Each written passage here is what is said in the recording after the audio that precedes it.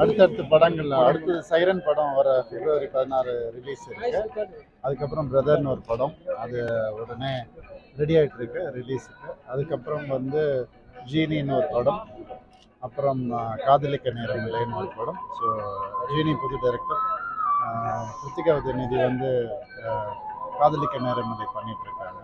So இந்த மாதிரி படங்கள். அப்புறம் மணி சாருடைய படம் வந்து தக் லைஃப், அதோடைய ஷூட்டிங் எனக்கு மார்ச்லேருந்து ஆரம்பிக்கும். நடிகர் விஜய் கட்சி ஆரம்பிச்சு உங்களுக்கு சக நடிகர் சகோதரர் கோயிலில் வச்சு என் படத்தை பற்றி கேட்டால் பரவாயில்ல.